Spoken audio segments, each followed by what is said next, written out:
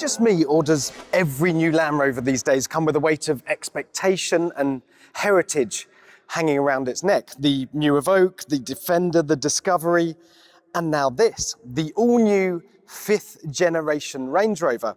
It's the mark of a company that constantly delivers, I suppose, but there's no getting around it. This car has some very big welly boots to fit. Launched 51 years ago, the Range Rover was a total revelation.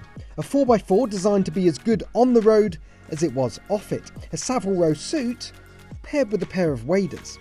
From the 3-door 1st gen through to the all-aluminium 4th gen car that's being replaced, it stayed true to that original formula, albeit piling on the technology and luxury with each update. And this new one pushes the tech and luxury even further. These days, there are so many other Land Rovers that do all sorts of other jobs that this car, the Range Rover, the Daddy, is free to be a full-blown luxury car. And you only need to look at the prices to confirm that, because a basic SE spec model with a D300 engine will cost £94,000. And the prices go all the way up to 140 grand for a first edition long wheelbase with a supercharged V8. And when you're charging those kind of prices, it needs to look the part, which is where Jerry McGovern's modern and minimalist design comes into play.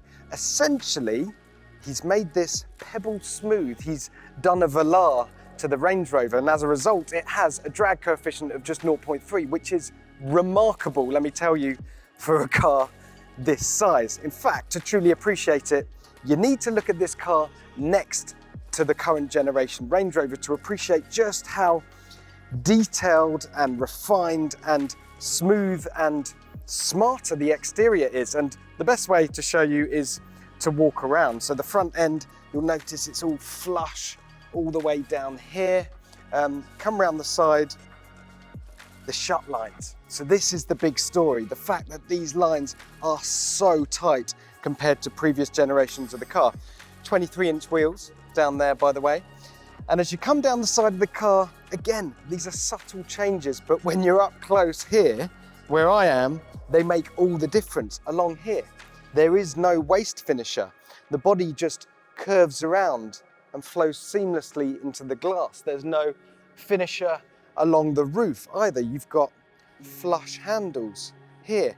And essentially, the entire profile of the car is the classic Range Rover silhouette. So you've only got 3 lines. You've got the falling roof line, you've got the horizontal center line, and then the rising floor line, which rises up into a boat tail at the back.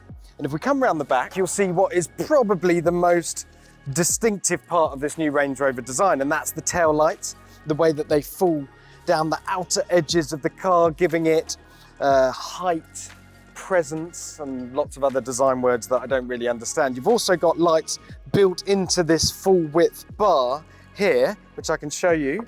If I knock on that window, there we go, your indicators are hidden behind here. These lights, by the way, you're not getting direct LED light into your eyeballs. These are shone into a prism, which gives you this lovely diffused red light, so you're not blinded when you're behind this car in a traffic jam.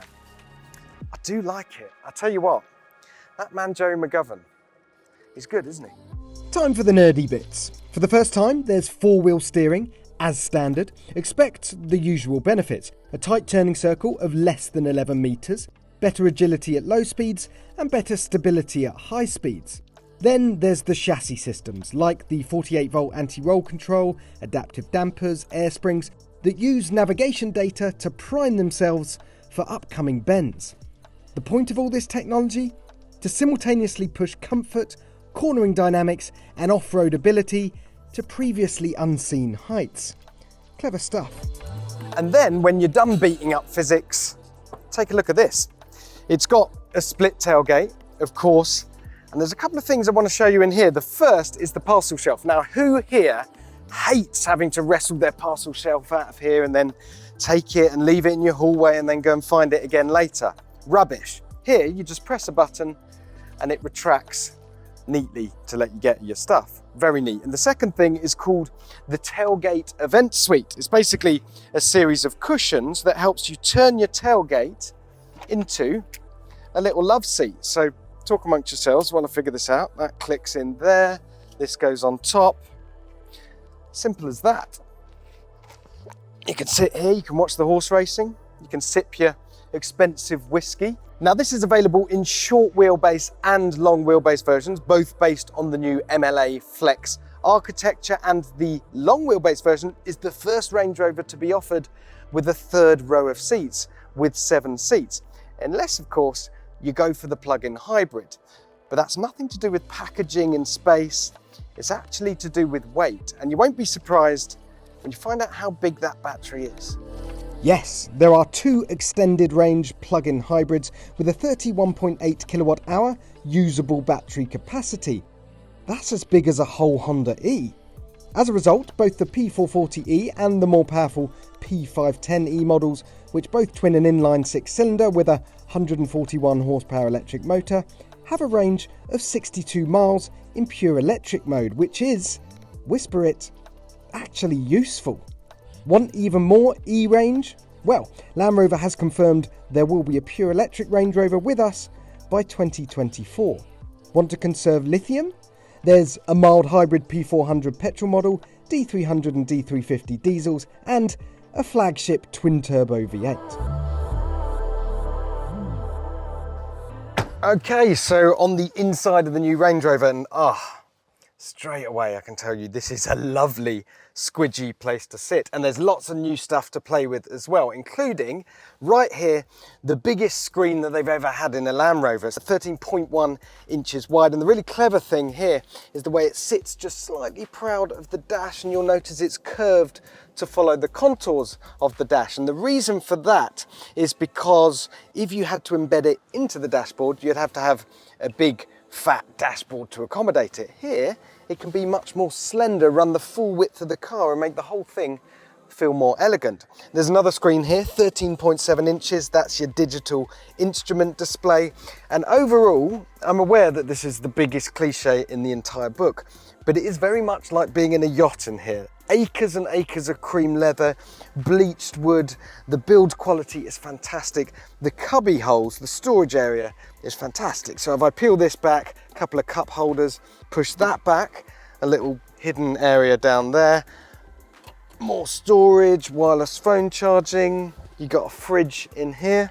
Now in terms of the technology, a couple of really clever things. This has got Alexa built in, so all you have to do is hook up your Amazon account and then you can ask Alexa to do whatever it is you want her to do. It's also got a 1600 watt Meridian sound system with active noise cancellation, including, here's the best bit, speakers in the headrest of the seat, which effectively give you a bubble of calm around your head. Acts like you're wearing noise cancelling headphones, perfect for drowning out the kids in the back. Not that they'll notice, they're probably watching something inappropriate on the screens back there. Keep it down.